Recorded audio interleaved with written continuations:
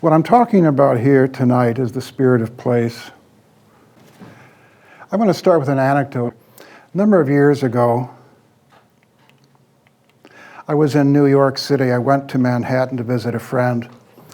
And I had been to New York before, but I had the chance to actually spend some time walking around and seeing the city and taking in the sights. And as some of you know who have been to New York, there's really a feeling of, it's like a friend of mine described it as mainlining caffeine. There's a quality of high energy to it that's very thrilling. At the same time, it can almost be scattering. You know, it's very hard to keep centered in the midst of that insanity, and some people feed on that sort of energy. And I decided to walk over to see the Cathedral of St. John the Divine, which I'd heard a lot about. Has anybody here been to the Cathedral of St. John the Divine? Okay. I had heard a lot about it from people. I'd read about it, and I decided to go over there, and I walked into it, and it was an amazing experience. It was such a dramatic contrast. I'd been in cathedrals before, I'd been in churches before, I'd been in temples before, but I'd never experienced anything quite that dramatic before, going from Times Square basically inside of this sacred space. And it was a palpable feeling. It was almost as though I suddenly was bowled over by this sense of the sacred, this sense of quietude. Even though there was music in there, there was a different feeling to it than you had outside. And it was really crossing a threshold into a different world entirely. And I could attribute it to a number of things. It was the architecture, it was the stained glass windows, it was the sounds, it was the smells, it was the history of the place, the history of the architecture in terms of going back, 1,000 years or so.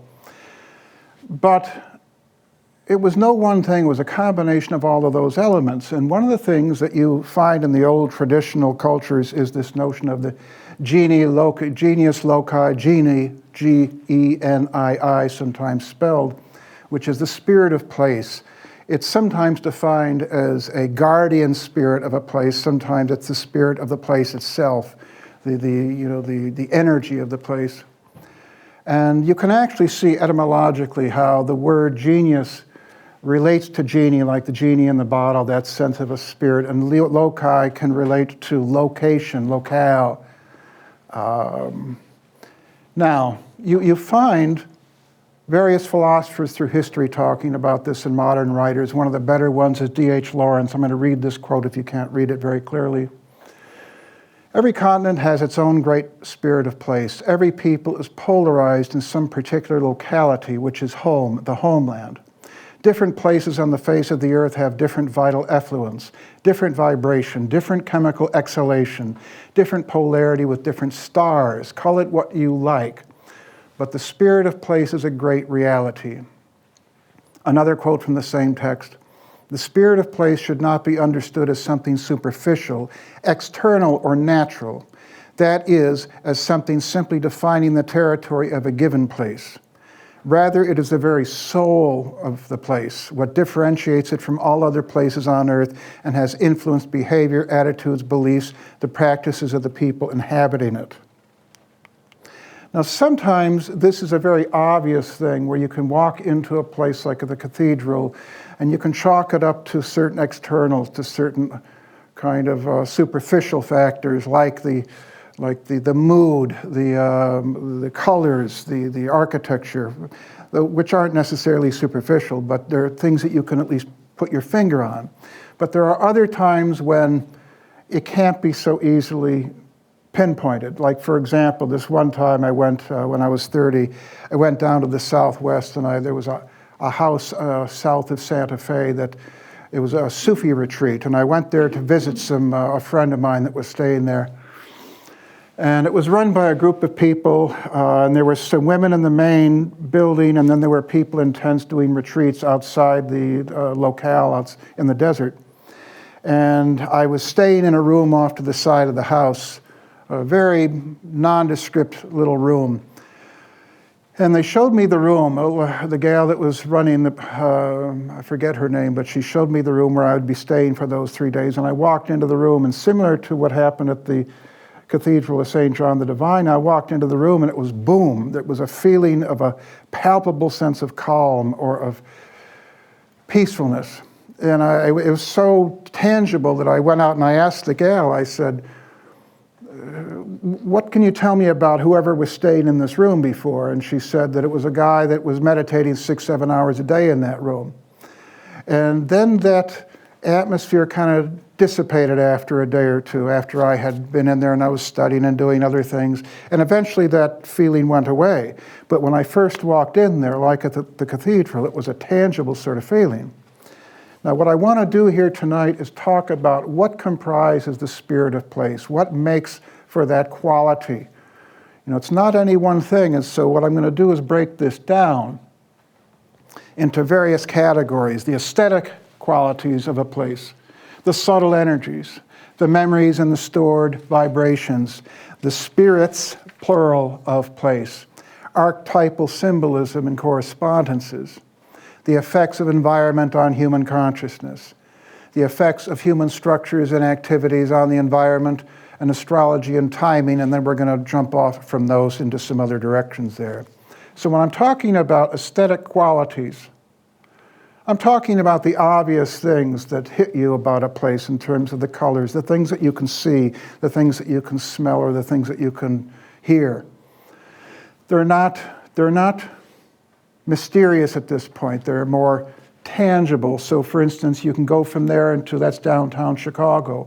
It's an entirely different set of qualities. It's far less feminine. The feminine seems to be more so related to those soft forms, whereas you have this masculine, the straightness, the hardness, the tangibility. Yes, there's some water on the bottom, but the overriding impression of this location, which is Michigan Avenue in Chicago, is very masculine, very ambitious, very Promethean, you might say.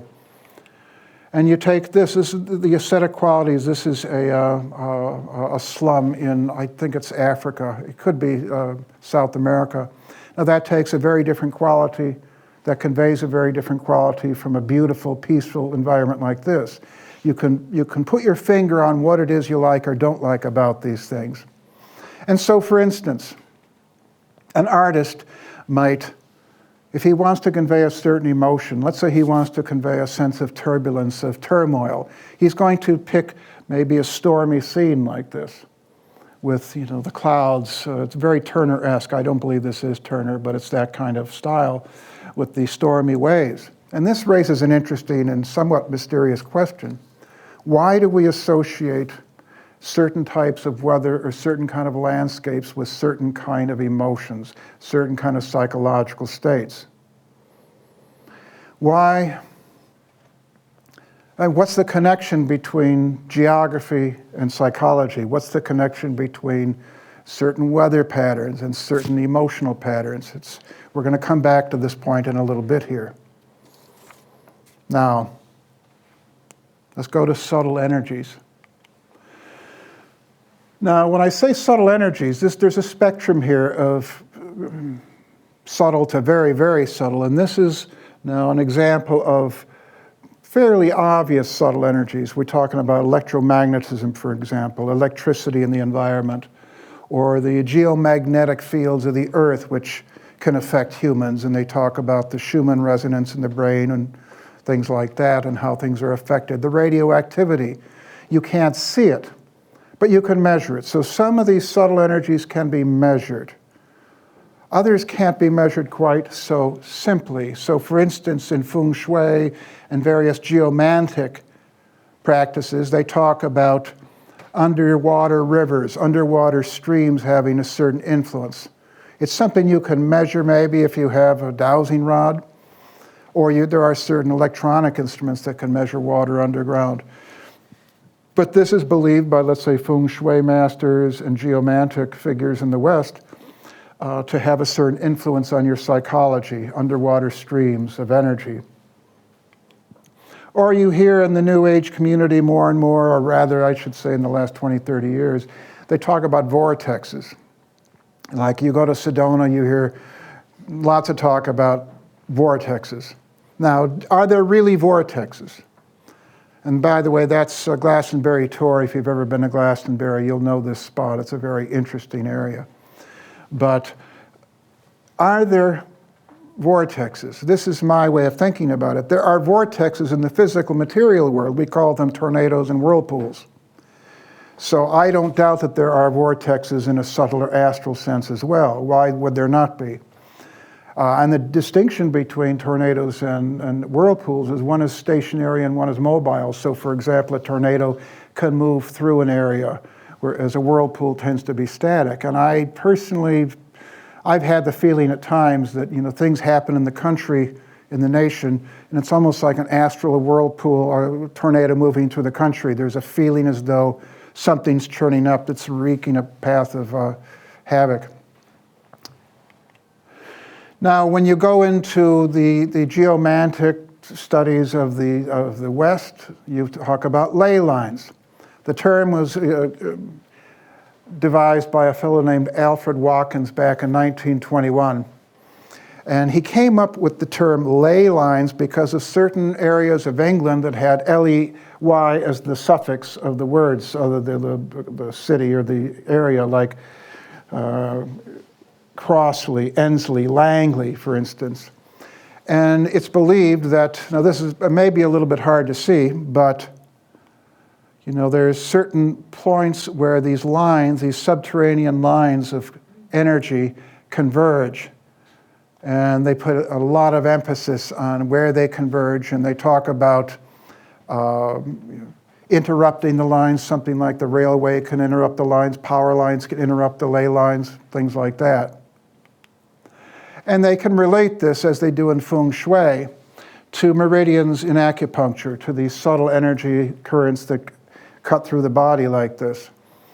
And so the ley lines, in a sense, can be thought of as meridians. And when there are many people that believe there's a grid around the world of these lines that converge in certain spots. And this is an example of one person's artistic depiction of how that might look. Now, when you get into feng shui with the Chinese and the Japanese system, there are certain similarities and certain differences between the two. One of the similarities, for example, is they both talk about the positive streams of energy and the negative streams. In the West, they call it black streams. In the East, they call it Sha, S-H-A lines. In the West, the dowsers and the geomancers in the West have a term for the positive streams. They call them white streams, and in the East, they call those things Sheng Qi. All right. And the other thing that's interesting about it is, and I haven't gotten a good answer on why this is, but in the Eastern system, they place more emphasis on curved lines. And in the Western system, if you go back here, you see it's straight lines. It's a very different way of thinking. That there's theories as to why that is. I haven't yet gotten a really compelling argument as to why that is. Now, memories and stored vibrations. This is where it starts to get pretty interesting for me. Many years ago, another incident that happened to me was I went to visit a friend of mine in southern Wisconsin who had a cottage. And he was a childhood friend, and he put me up in a side bedroom. And I went to bed that night, and I laid there in bed on that verge between waking and sleep, and I was having the strangest imagery come into my mind. And it wasn't, the thing that struck me about it wasn't my imagery. It did not feel like anything that would come out of my imagination. And it was very psychedelic. And that went on for hours. I laid awake and I'm marveling at this. And I was in a very kind of vulnerable state because I hadn't slept much, but I was somehow able to stay awake because this was so fascinating. And the next day I asked my friend, you know, is there anything I should know about that room? And he said, in the old days, he did hundreds of LSD trips and he slept in that bed. So that room was permeated with strange psychedelic energies. Now, another example, Kriyananda, Goswami Kriyananda, who I studied with for many years. I was talking to him one day, and he had just come, the night before, we were talking about this general subject, and he said the night before he had gone to a restaurant in Chicago, and he had to leave the restaurant. He couldn't eat the meal because he said there had to have been a body buried in the basement. Because he said the vibes in that house were so bad that he said, I had no way was I going to touch the food in that place as long as that energy was there. So, I mean, he didn't go back and try to find out if there was a body there, but he said I was convinced of it. Now, This is the belief of Chief Seattle. You've all probably heard some of his famous quotes. Every part of this soil is sacred in the estimation of my people. Every hillside, every valley, every plain and grove has been hallowed by some sad or happy event in days long vanished. Even the rocks, which seem to be dumb and dead as the swelter in the sun along the silent shore, thrill with memories of stirring events connected with the lives of my people. And the very dust upon which you now stand responds more lovingly to their footsteps than yours, because it is rich with the blood of our ancestors, and our bare feet are conscious of the sympathetic touch. It's a very prominent idea in every traditional culture I've studied, but it's very eloquent in the Native American as stated by him here. This notion that what happened before is somehow still present in the land. And when you go to, let's say, places like Bodh Gaya in India, this is where the Buddha was supposedly enlightened beneath the Bo tree. And so you have temples, you have sacred places that are built upon areas that are associated with great sages, for instance, such as their births, their deaths, or their enlightenments. So these are areas, the memories are believed to be somehow, the energies are somehow stored, absorbed like a sponge into those areas. And by the way, I also want to mention, if you ever talk to a skeptic who doesn't believe in this sort of thing, pose this question to him, or at least this is what I did to someone once when I was here, when I was working here a number of years ago. Someone who said there's no scientific proof for this sort of residual memory or energy in a place. And I said, now imagine, this guy had a daughter. I said, imagine that you knew of a place, she's looking for a place to rent or buy a house.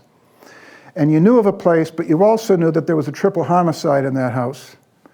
And that she was thinking of maybe renting it. And there was no way she would find out about that event in the history of the house unless you told her. And let's say you decided not to tell her, would you still rent the house to her?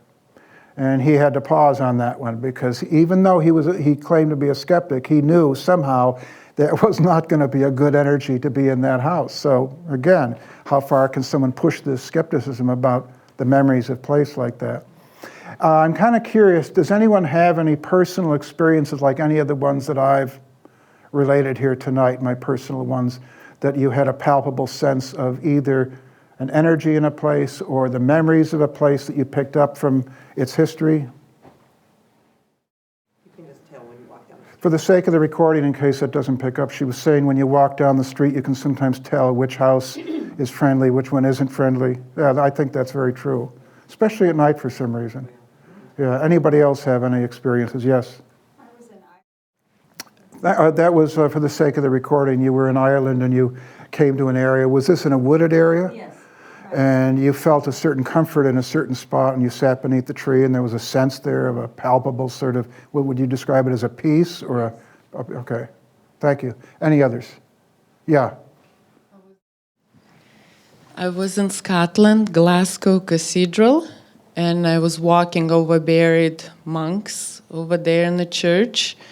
And one particular area where I stood up, I felt expansion in my chest, in my lungs. But it's more like when you kind of fall in love and very uplifted feeling. And I did not know what it is. I tried to read the names, or I couldn't explain. But it felt very, very dear. And I thought maybe there's a very saint person laying there, or some loving person. Interesting. Just the association came.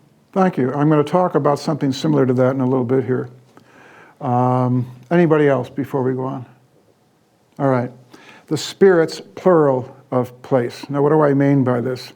This is the traditional idea that, again, virtually every traditional culture holds, that the environment is populated with a multitude of hidden beings and intelligences, some benign, some not so benign, some very neutral. So, for instance, this is, in its most diffused sense, this is animism, the idea that everything is alive, everything has its own kind of life force. But then it becomes a little more specified into concrete beings. Now let me go one step ahead here.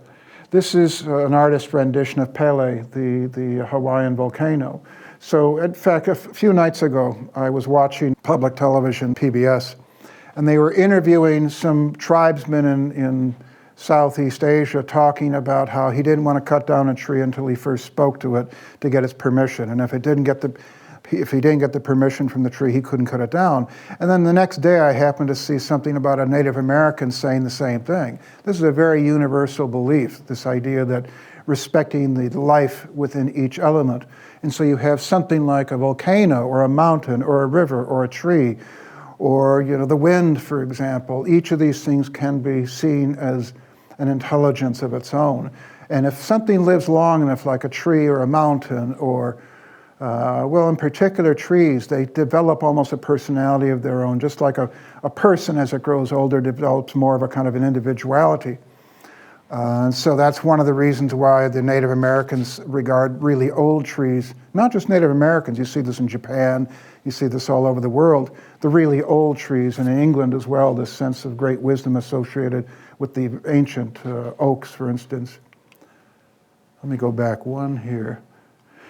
So, there are all these different types of beings that can populate the landscape, and in some cases, the spirit is the life force of that particular tree or mountain, but in other cases, it's a spirit that enters into that tree or that mountain. It's an autonomous sort of thing. And this is an example of an artist's rendition of I think, a nymph, a dryad. I forget the exact name of it. And of course, the notion of fairies. There are many different types of these hidden beings that are believed to populate an environment. These are some examples of more well-known ones. There's many, many different types. In fact, if you do a Google, a Wikipedia on nature spirits, you'll find lots of these things. But these are some of the more well-known ones. Elves, fairies, elementals, jinns, which is Arabic, Siddhi, which I believe is Irish, Gandharva and Devas are both Hindu, I believe, Kobold, that's German, nymphs, that's Greek, pixies, leprechauns, I believe those are both Irish. I'm not sure about the pixies, though. And we can divvy this up. Let's look specifically at the nature spirits in Greece. These are just some of the nature spirits in the Greek pantheon of these creatures. Oceanids and Nereids are sea nymphs. Oreads are the mountain and grotto nymphs. Alceids are the grove nymphs. Dryads are the tree or wood nymphs. Naiades, I'm not quite sure how to pronounce that, freshwater nymphs. Satyrs, rustic nature spirits. Now, this has come down to us in our language, in our vocabulary, in funny sort of ways, like the word nymphomaniac reflects on the way that, the nymphs, their moral character was judged in the old days. The word calypso, of calypso music. Calypso was an ocean nymph. And so these things have filtered into our consciousness in both obvious and not so obvious ways. Then you have the notion of elementals, which is an idea that really became codified by Paracelsus. It goes back to Cornelius Agrippa. It goes back further than that in not so defined a form. But Paracelsus is the one that really gave us the understanding of the different elementals that we now have. So for instance, the earth elementals are called gnomes. The fire elementals, some of you might know that. What's that? Salamanders. The water elementals, what's that? Is that a Nereid? No, undines. Okay. And then the air are sylphs. John Sayles made a really interesting film a number of years ago called, I think it's Ondine, O-N-D-I-N-E, that's worth renting. It's about a water spirit that comes to life now. But there's another kind of spirit that inhabits the environment, and that's what we might call ghosts, or the deceased spirits of the past. And so, again, this is a pretty universal idea in some form or another. It's not the same in every culture. But now this is, if you can see this clearly here, this is a particularly interesting story. Illustrates a story from England. In 1953, there was a plumber working in an old area, and he suddenly saw these ghostly figures of a Roman legion coming through. And what made it really odd, he couldn't figure this out, he thought they were walking on their knees. But in fact, what it was he discovered that the ground level had risen since Roman times. And so they were walking where the ground had been 1,000, 2,000 years ago, you see. But you hear these stories of sightings, not just of ghosts in houses, but of ancient peoples. And in this case, it's the ghost of a horse, it's the ghost of a person. Now, are these actual beings that have come back, or are they just what the ghost hunters call residuals? Who knows? But these things, there's so many sightings. I've had a few ghost sightings myself in my life, so I can go into that if we have time later, but I've had enough experiences with this that I do believe they are real. Now let me go back. There's still something there. You hear stories about Gettysburg all the time. And our friend Dave Gunning has been to Gettysburg a few times, and people that go to Gettysburg often talk about the feelings that they have there of the deceased people. And there's been some very intriguing photographs and movies that have been taken there that appear to show phantom type of figures there. Battlefields seem to have a lot of this sort of thing. Now, I had an odd experience once. In the opposite sort of way. I went to the battlefield of Hastings for personal reasons back when I did this trip years ago to England. And that's where William the Conqueror came in 1066 and basically took over England, and now we still have the ruling family going all the way back to William. But it was very peaceful. I didn't have any, I thought I would pick up some of the carnage. I thought I would pick up some of that disturbing energy because it was a horrible battle that went on for many hours. Many people died. And when I came back home, I asked Kriyananda, who I'd been studying with at the time, I said, how do you explain this? Why I picked up such a peaceful feeling? And he said, it probably was because of all the beings who left their bodies. In other words, the sense of ecstasy that people had upon leaving their bodies I was picking that up instead of the sense of the carnage. And because a lot of people, according to the yogic and the esoteric view, when they are finally released from their body, it's like being released from prison. It's a sense of, you're out of that little shoebox of a body. All right, let's go on here. Now, what do I mean by archetypal meanings and correspondences? This is the idea that different forms and shapes and colors and sounds have certain intrinsic meanings. If you talk to a materialist or a scientist, they'll tell you that whatever meaning is in the universe is what you've projected into the universe. It's what your mind sees there. It's not objectively there, but according to the esoteric view, there is meaning in the world itself, that things have a substantial sort of archetypal resonance of their own. As above, so below, this idea that material things have a resonance with archetypal principles, with higher, deeper principles, you might say. It's a theory of correspondences as well. And as a result, a mountain has a certain intrinsic meaning. A cave has a certain intrinsic meaning. And it gets back to that point about the artist, and we were talking about, well, also minerals and substances. Like if you go to Egypt, you'll notice that certain sarcophagi are made of granite, and others are made of dacite, and others are made of basalt. And you go to the temples, and why do they have alabaster floors on one of the temples? And why do they use limestone for certain things? There was this belief that each substance, each stone had its own intrinsic meaning, and likewise earth, water, air, fire. These things have a certain archetypal, resonance to them. And this also goes for sacred geometry. Archetypal meaning ties into the forms and the shapes. This is a drawing that someone did on the Parthenon in Greece. The idea that it has certain Platonic sort of principles encoded in its architecture.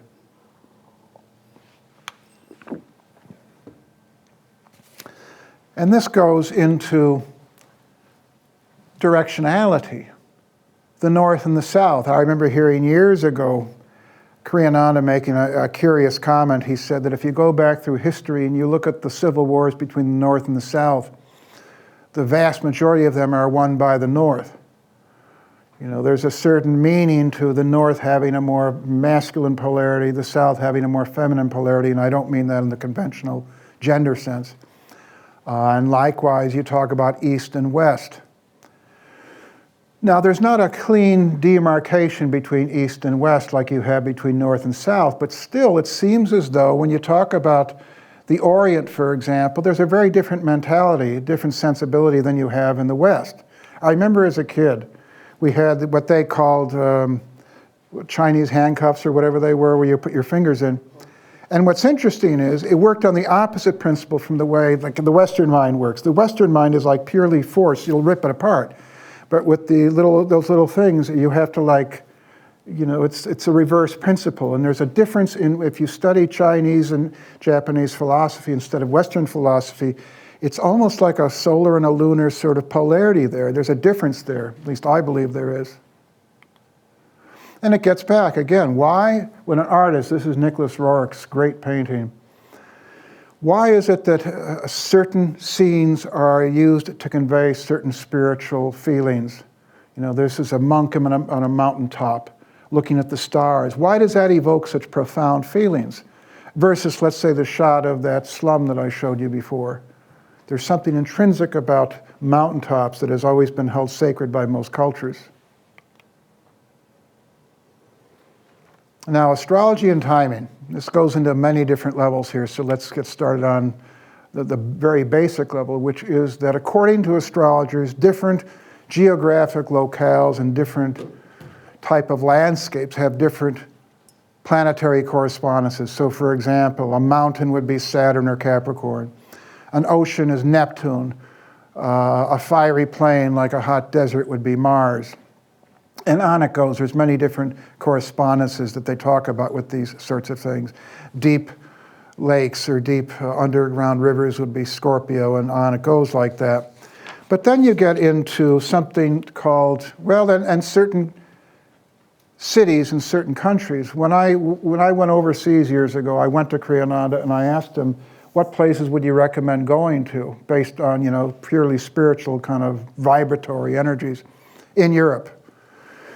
And he picked two places. He said Glastonbury. He said there's something about Glastonbury, that there's a vibe there that he says I cannot deny. And he also said, it was kind of funny because it's, you know, I don't like Parisians and I don't like Paris.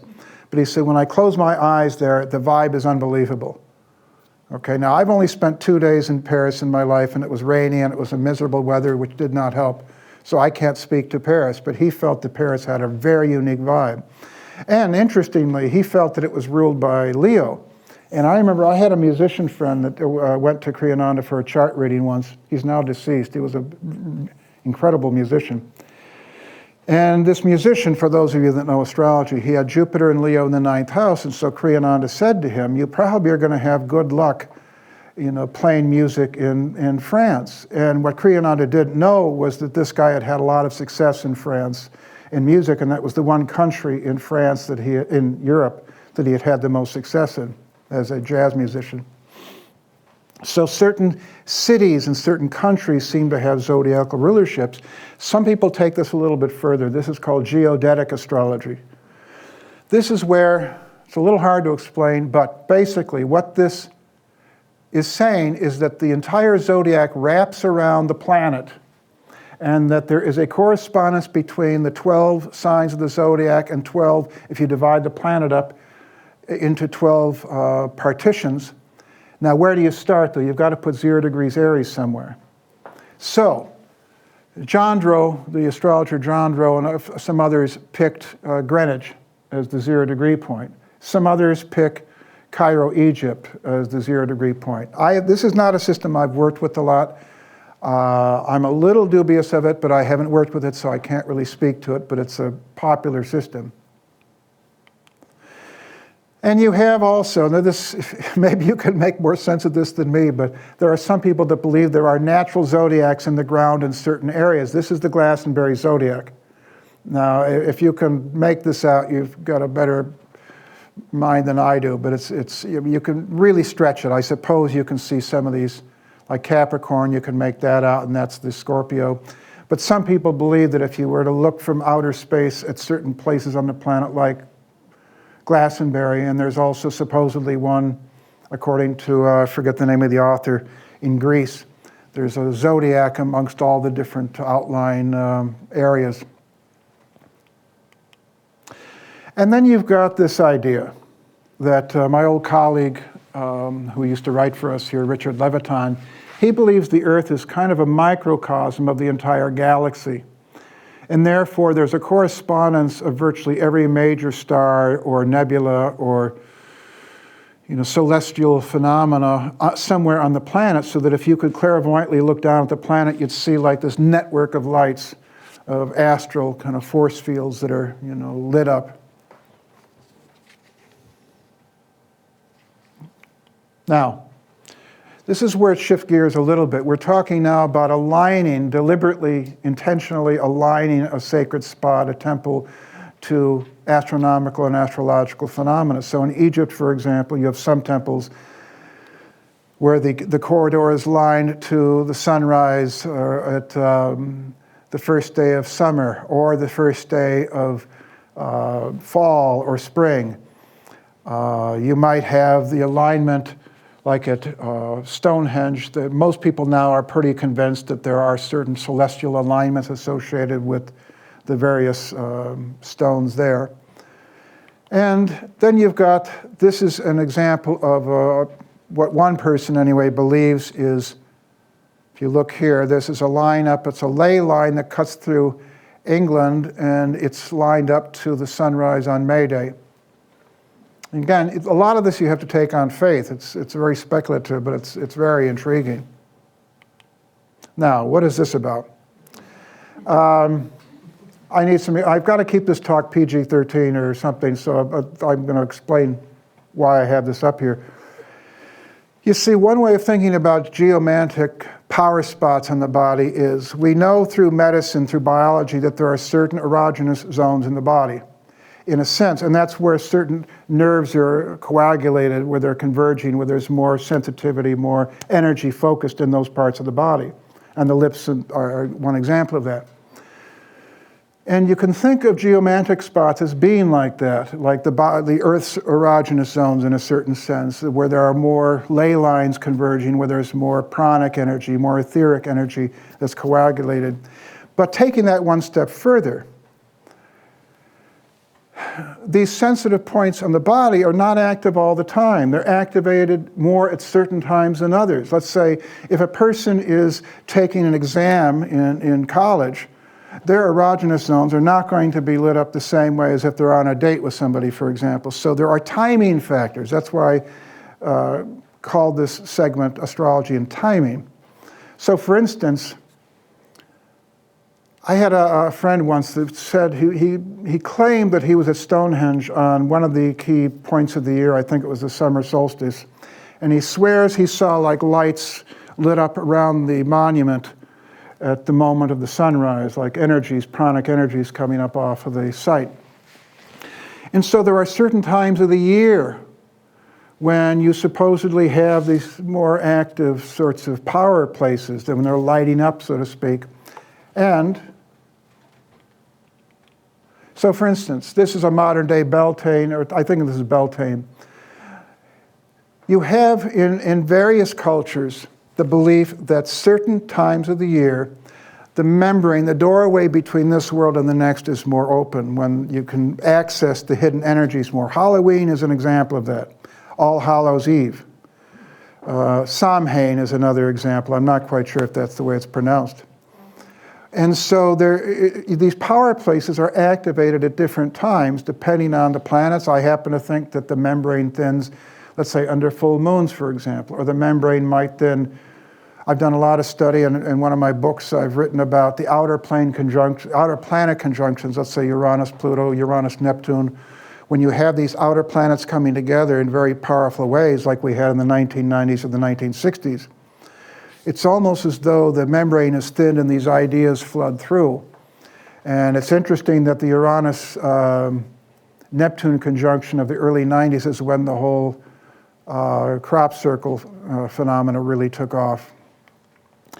And the timing factor, we'll come back to that in just a second, the crop circles. The timing factor has to do as well with when you begin a sacred structure, a temple, a church. This is George Washington as a Mason consecrating the breaking of ground for the Washington, D.C., basically. And you pick a good time to consecrate. You pick a good time astrologically when the energies are right.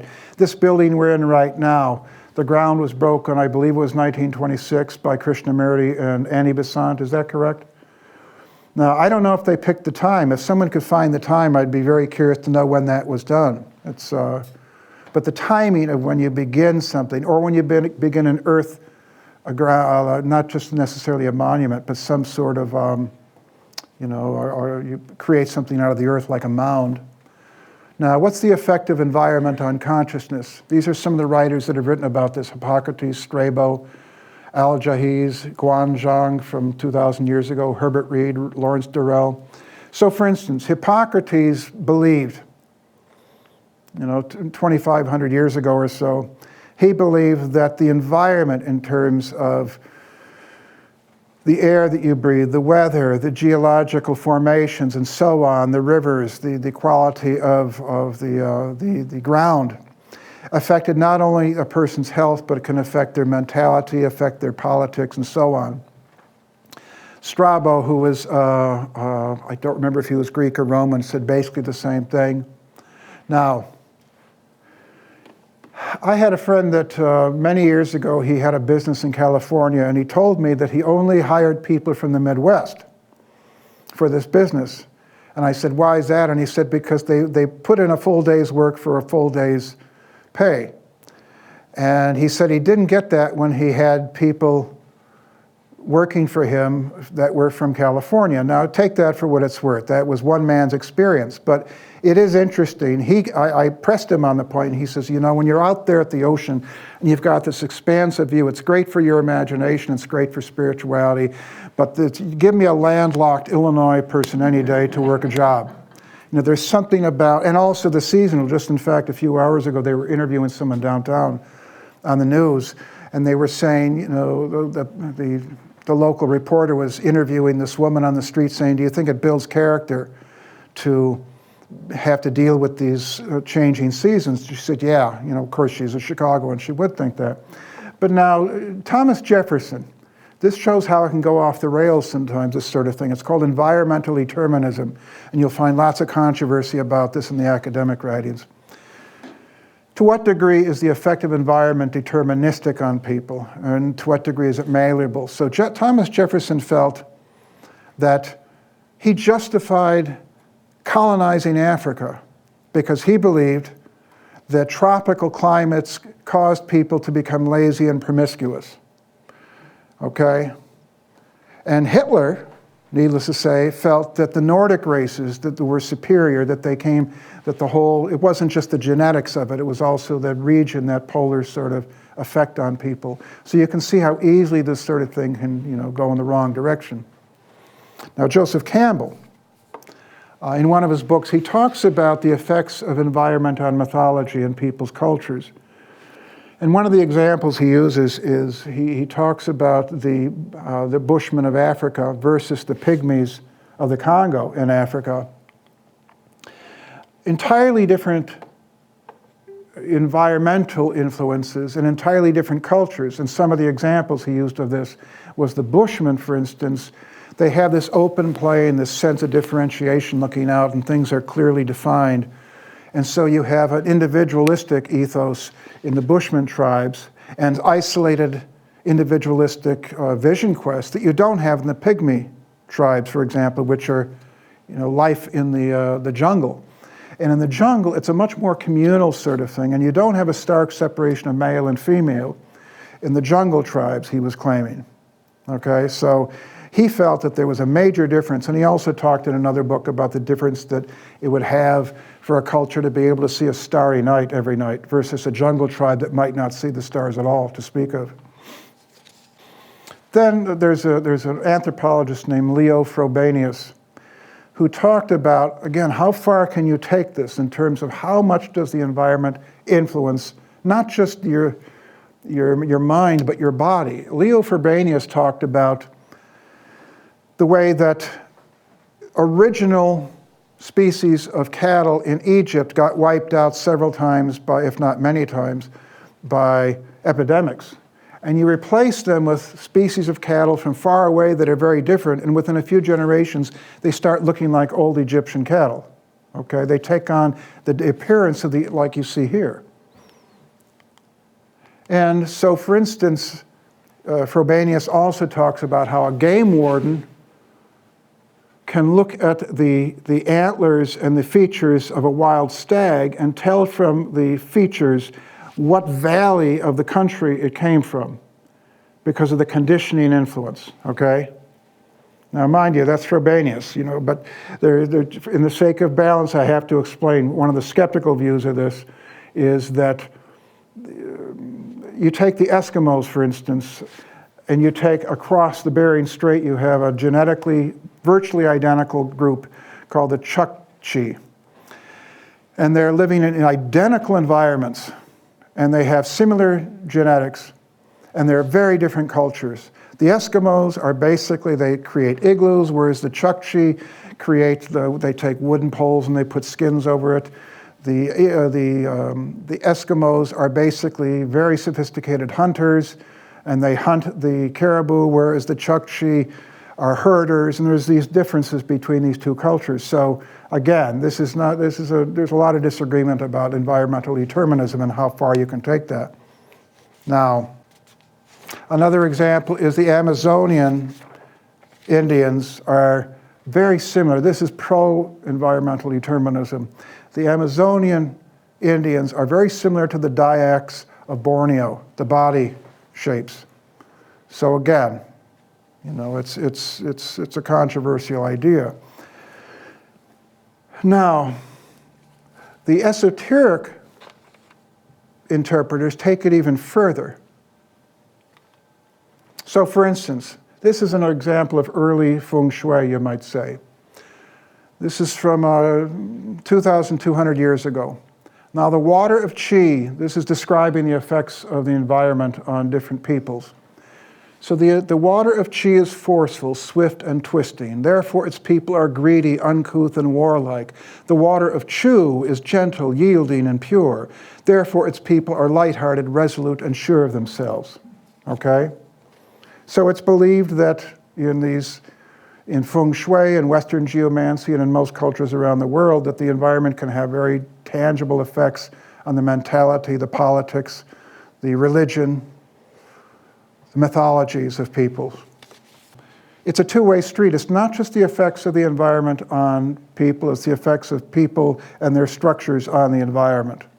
So for instance, the 17th century poet Alexander Pope talked about the importance of adapting structures to the landscape. It's a question of harmonizing your structures with the landscape. But in the esoteric view, you can actually affect the landscape, the energy of the landscape. Every landscape is a field of meaning, you might say. It's a particular field of symbolism, and by putting things into it, you're affecting it. So for instance, putting a dome-shaped structure to an esotericist would have a different meaning than putting something like this, which is, I think, the building in Dubai. Whereas this is a much more feminine sort of energy, the enclosed quality according to esoteric principles. This is clearly a very masculine sort of Promethean principle. And in feng shui, the Forbidden City, if anyone has been there, every square foot of the place practically is built on the principles of feng shui and geomancy. Also you have these curved roofs, which I've always found interesting. You don't have that in the West, with the churches and all this. And you have, of course, the obelisks, which you could probably talk about for hours in terms of all the meanings, and I won't even try to, other than to say, some people view the obelisks almost like as gigantic acupuncture needles in the earth. They served a political purpose in Egypt. They served an esoteric purpose. There were two of them usually at the opening of temples. Those hieroglyphics, virtually everything in Egypt was done magically with the attitude of magic. So you have those hieroglyphics on there which are meant to kind of embody some sort of ritualistic magical power to those things. And they were, I believe, painted, and there was a certain metal at the top. And of course, this is a Washington monument put up by basically Masons. And what's kind of curious about this, I read recently, a few days ago, I read a theory, and this is all it is. I can't vouch for it. I don't know whether the Masons intended this or not. But you have the Capitol building set off from the Washington Monument, and this particular writer was talking about it was a way of balancing the masculine and feminine, and that this is the masculine and that's the feminine, and they were kind of set off from each other as a balancing factor in Washington, D.C. I'm not sure how well it worked. Now, where does Blavatsky fit in here? And she does fit in here. Years ago, I was giving a lecture in Austin, Texas. I was on a lecture tour for the Theosophical Society, and I was in Austin. And there was a modest house where they held their meetings. I don't know if it's still there, but this is about 95 or so. And the fellow that was running the Theosophical group down in Austin, he told me a very interesting story. He said that he heard after he had bought this place to use as the center for the Theosophical Society there, that when Blavatsky came through Texas to go to Mexico, this is way back when in the 1800s, she had stopped in the park across from where this house was and planted a talisman in the ground as like a seed.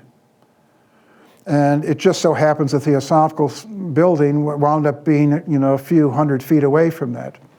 Now, I have not been able to track down, and I've tried to, the source of that story, but he swore by it. Whether it's true or not, it certainly fits in with esoteric ideals about magic and about talismans and about you plant a seed. So for instance, when the Egyptians built a temple, they would often place, like as a cornerstone, they would place remnants from an older temple in that cornerstone. And so, in different cultures, you sometimes see this idea that when you consecrate a building, you place a sacred object in the ground. And that's come down to us in somewhat of a crude form and a very secular form. As laying the foundation, the groundbreaking for a building, and you put what do they call those? They put them in the ground, the time capsule, I think.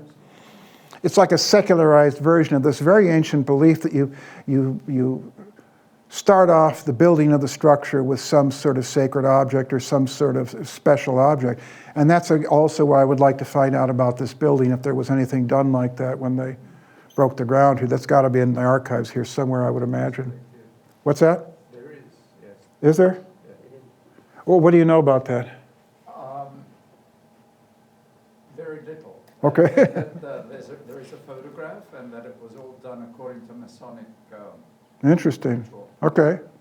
And the building's been here a long time.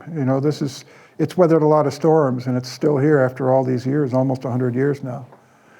And the same thing goes for reliquaries, where they keep relics of like the sacred. It might be the finger of the Buddha, or it might be some object. It could be the body of a saint. This is a reliquary from a crypt from Barcelona. I believe the saint's name was Eulalia, Eulalia.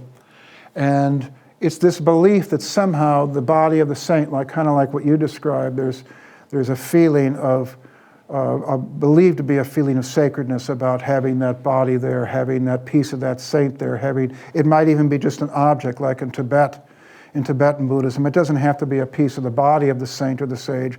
It can be, let's say, a scroll that they had. It might have been a piece of clothing. That becomes a relic. But it's believed that that is one of the things that can make a space sacred. Now, this is where it gets really curious. You see, in geomancy and feng shui, it's not just about changing the energy field and the archetypal energy of the area. It's redirecting it sometimes in a very dramatic way. So for instance, in Tibet, this is an illustration of temples in Tibet, you have this idea that the landscape was regarded, according to legend, as the body of a demon goddess named Shrin Mo, Srin-Mo. And they had to force this demon goddess into submission geomantically by building temples that kind of pinned her down, so to speak. Make of that what you will, but that's the theory. And so, for instance, Lhasa at the center there is the heart of it, and then you have these other temples that are, branching off from that. So you redirect the energy in sometimes a very profound fashion. So in other words, if you really take this to its furthest extreme in terms of human-built structures, imagine not just an object as a talisman, as a power object, but the entire temple, the entire building as a talisman. So the pyramid or the temple in Lhasa, what's it called in Lhasa, the Potala Palace.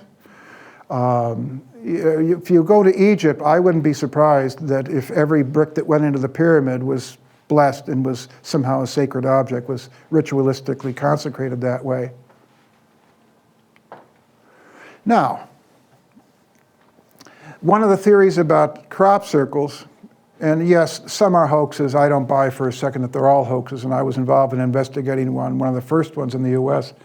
And a friend of mine that was involved with MUFON back in '91 invited me to go down to outside of Argonne Laboratories. There's a forest preserve. And we went out there in the middle of winter, and there was a crop circle. This is long before they became a big thing in the US. Well, they never became a really big thing in the US, but there were more that came in the years to follow.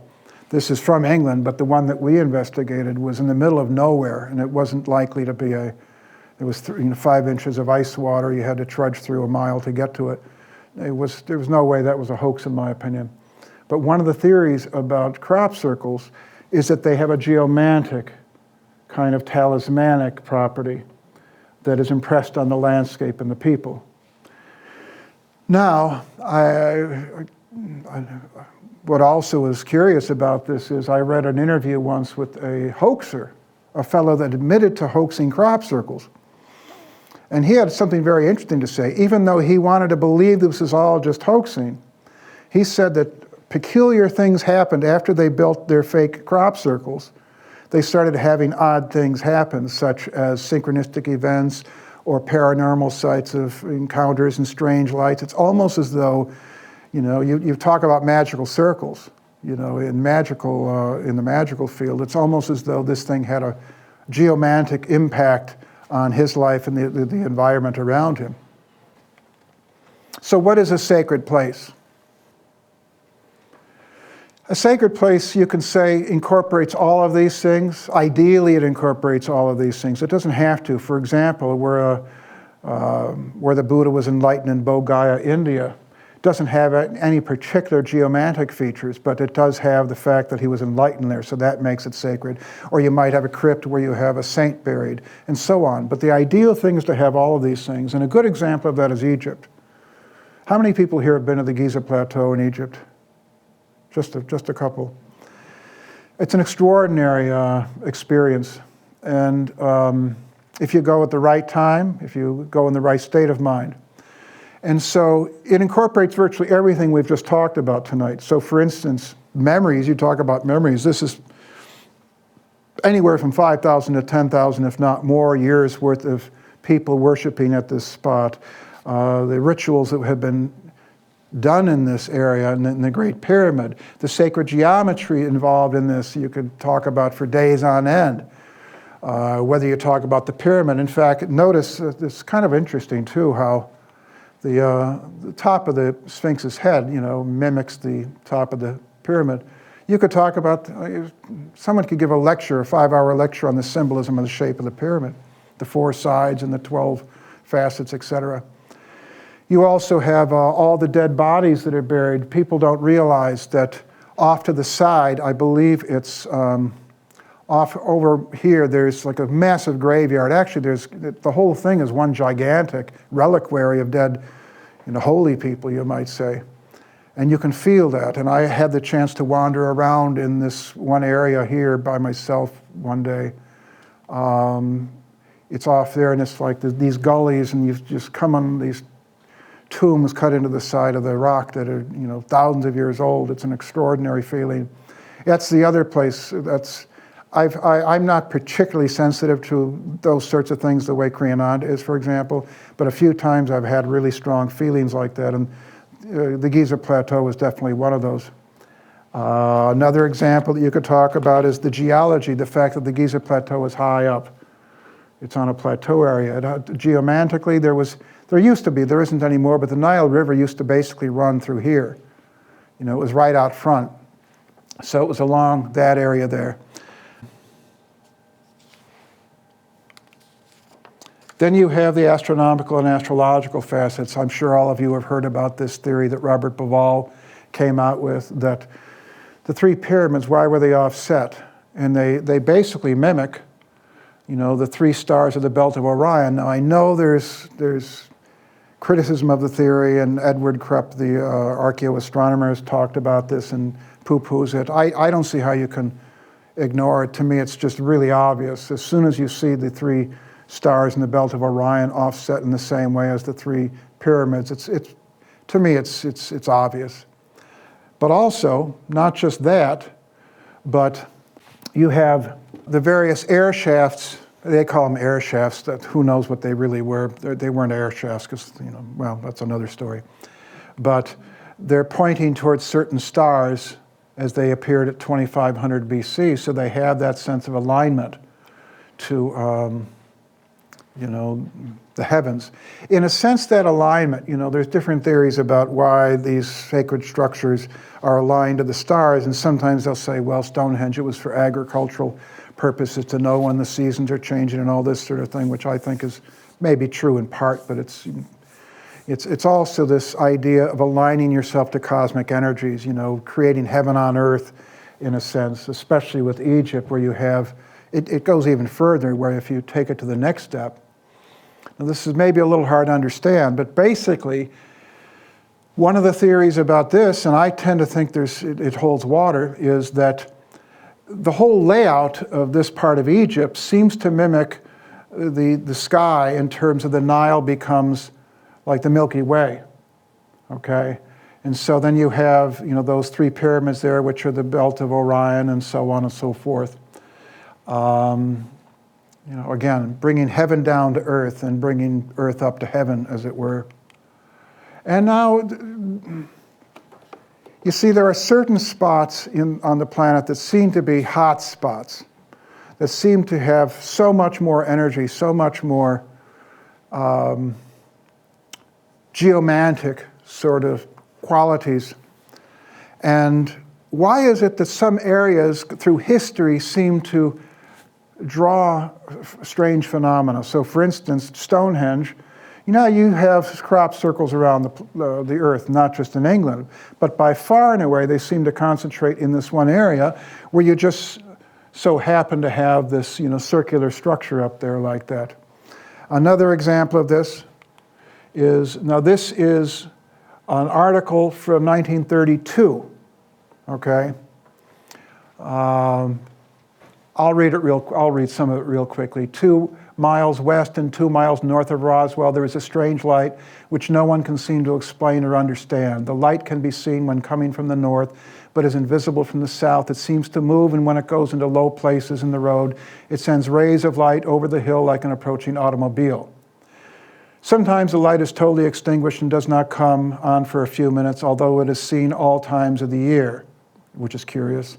There are some nights when it does not light up at all. Some people may have their doubts about this light and think it is probably a jack-o'-lantern or will-o'-the-wisp, but upon seeing it, their doubts vanish because of its concentrated form and the way it moves over the ground. I thought that was interesting, concentrated form, almost like it's a solid form. Now, I won't read the rest of it. The point is, whether you believe Roswell really happened the way it, you know, it's thought to have happened with the crash ship and all this sort of thing, what is it about that area that has such a history of strange events? And there are places around the world that seem to have this sort of history of phenomena, paranormal experiences, of strange sightings. And one of the theories that goes with this is the idea that the earth has certain chakras. Now, I don't happen to buy this, but this is the only example I could find visually that explains this. So this particular person happens to think that you can, you know, see a chakra, so to speak, the first chakra at Mount Shasta, second chakra at Lake Titicaca,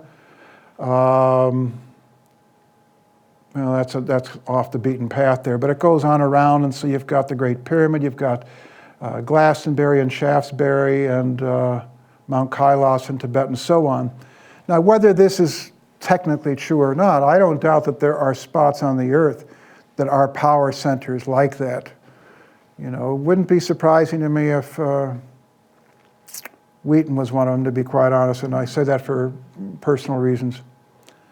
Now we're going to start wrapping this up. What does all this really say? What does it mean, the fact that the environment could be connected to us this way, and that we're connected to the environment? So take, for example, this is a fjord in Norway, an area that I have some family connections to. Now, Norwegians, I know a little bit about Norwegians. I'm pretty much half Norwegian myself. And Norway is supposedly ruled by Scorpio. And that's very true, and I think that's very fitting because the fjords have this, they're deep fjords, and the water goes down very deep. That's very scorpionic. And to me, the question is, how does this affect Norwegians to be that way, if indeed it's a cause and effect thing? If indeed it is, and I don't think it is.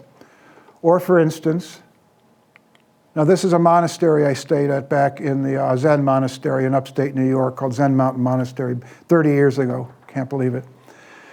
And after they moved into this former Christian youth center, they discovered that it was an ideal geomantic feng shui spot because it was at the foot of a mountain and it was where two rivers converge, which is considered the ideal sort of place for a temple or a religious structure like this. Now, is it that the rivers affect the people living there? Is it that the mountain somehow sends off an energy? Or is it something subtler? Is it some sort of synchronistic connection?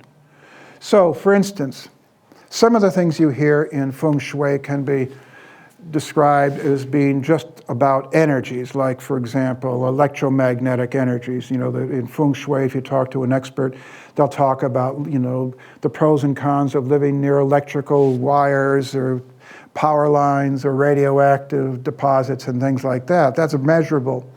And then it gets a bit subtler when they start talking about underwater streams of water. How would that affect someone's psyche? And then it gets really off the wall when they start talking about if you have a village and it's set against a mountain and the mountain is in the shape, this is the example I used, I don't quite know how this would happen, but if, let's say, there's an image in the mountain, the rocks form a sort of feature of someone busy working at a desk. It's a silly example, but that's what the book used. That would then produce people in the region that are, let's say, scholars or clerks. You know, it produces that sort of thing. Now, the only example I could find, this is from North Dakota, I believe. This is Bear Butte, which is a sacred spot to the Native Americans of that area. And part of the reason that it's called Bear Butte is because it's supposedly, you need some imagination to see this, a bear, okay? Now, by traditional geomantic principles, that somehow affects the people of the region. Geomancy and feng shui explains that the features of an area affect the whole region in some sort of very subtle way. And you can chalk some of that up to psychology. You know, let's say if you have, now this, I couldn't resist putting this one in here. Well, now I'll get to the next one in a second here. You see, you can say that if the mountain has a certain feature, that the people see the feature and it affects their psychology subliminally. But then you have examples that kind of blow that out of the water. Like there's a story out of China where some Western researchers, doctors, wanted to find out why there was such a high rate of twin births in one part of China. They went there and they asked the people, you know, what is this? And the feng shui master, if that's what he was called in that area, he said it's because of the twin peaks that are in the outlying region of the village. Now, how could that psychosomatically cause women to give birth to twins? You know. Now, this is the one I was going to get to here. I couldn't resist. I found this 2 days ago. This is not Photoshop. This is, you can look it up on Google Earth. It's called Breast Peaks, China. There's several of these over there. Now, I tried to find if there were any theories from feng shui people as to how this would affect the people in the region. But believe me, they would look at this and they would draw some conclusions from that. Now let's take it a little bit further here. Throughout my life, I've been paying close attention to the strange ways that you see correlations between geological changes and psychological changes in the society or social upheavals. So for instance, and I'm just putting these on the table, and these are just a few of the examples that I've come across over the years. So for instance, earthquakes. In China, there was a massive earthquake in 1976, the Tangshan earthquake, that killed 250,000 people. And that was the year that both Mao Zedong and Zhou Enlai died, which is a major upheaval socially for the Chinese. In Iran, when the Shah of Iran left Iran, when the embassy was being taken over and all this, he left Iran, and a few minutes later, actually 60 seconds later, there was a major earthquake in Iran that shook things up, and that was the beginning of a major upheaval.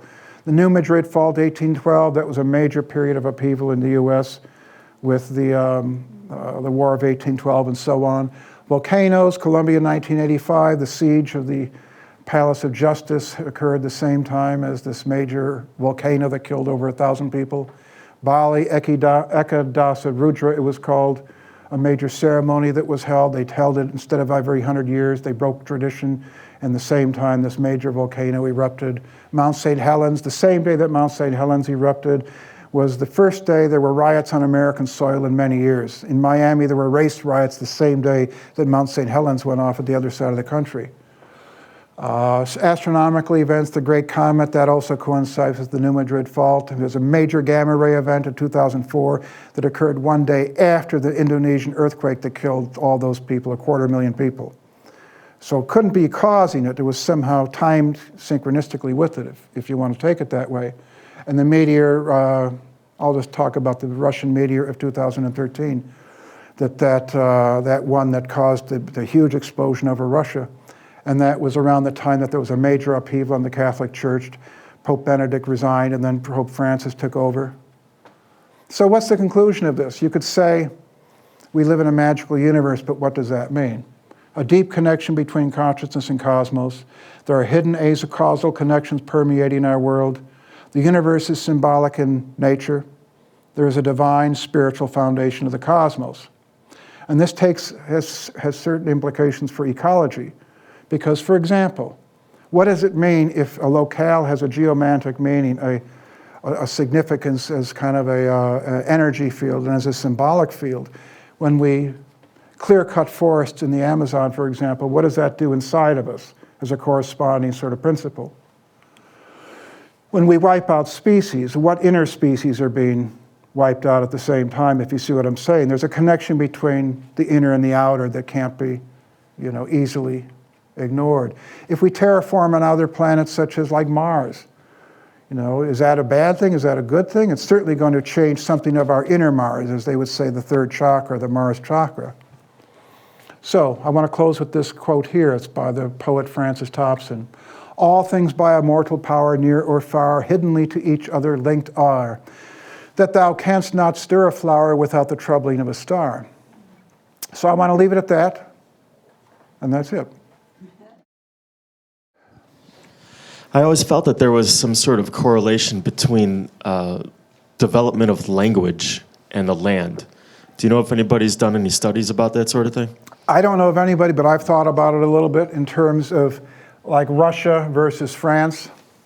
Like the French language is very fluid and very flowing, and the Russian comes from a very different geological sort of place, and Germany, for instance. But I don't know of any studies that have really gone into that in depth. I'm sure somebody has.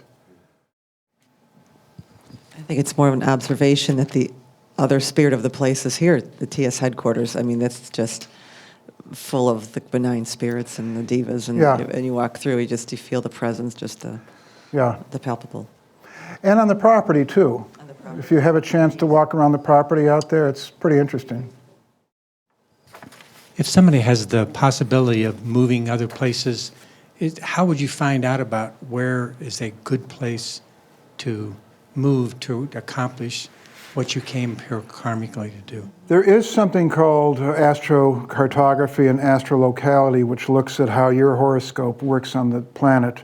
And that's one way of doing it. But I think sometimes just going where you're called to go. Like, why is it that some people are called to, the Rockies, and some people are called to Florida to see environments? You can sometimes tell from a chart.